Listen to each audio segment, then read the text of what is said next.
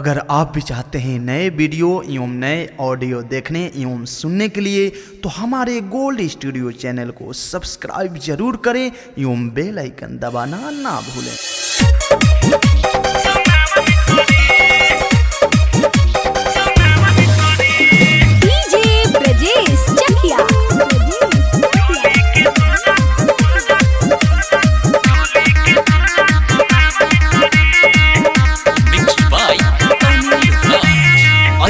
ते नाचे तो नाच के देखा छुअला पका है करत बाड़े छा।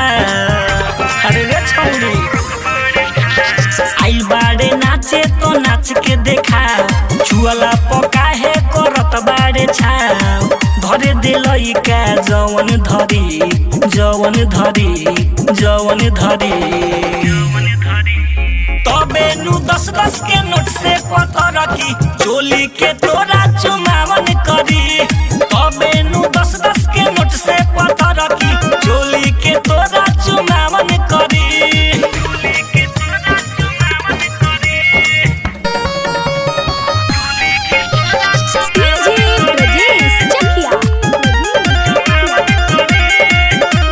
रिकॉर्डिंग बाई खुशबू स्टूडियो हरसिद्धि। सबके समस्या के कद तू हल हो कहत बानी जवन कर कहल हो। नहीं तो बाछी तोरा गाछी पर चढ़ के दुनु जो बनावा के देह बमल हो।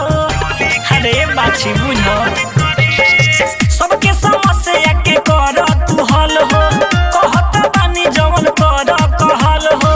नहीं तो बाछी तोरा गाछी पर चढ़ के दुनु जो बनावा के देह बमल हो। काहे करत बोल बाड़े तू मामा लेवे दे हमके एक बेर चढ़ी एक बेर चढ़ी एक बेर चढ़ी। तबे नु 10-10 के नोट से पता रखी चोली के तोरा चुमावन करी। तबे नु 10-10 के नोट से पता रखी चोली के तोरा चुमावन करी।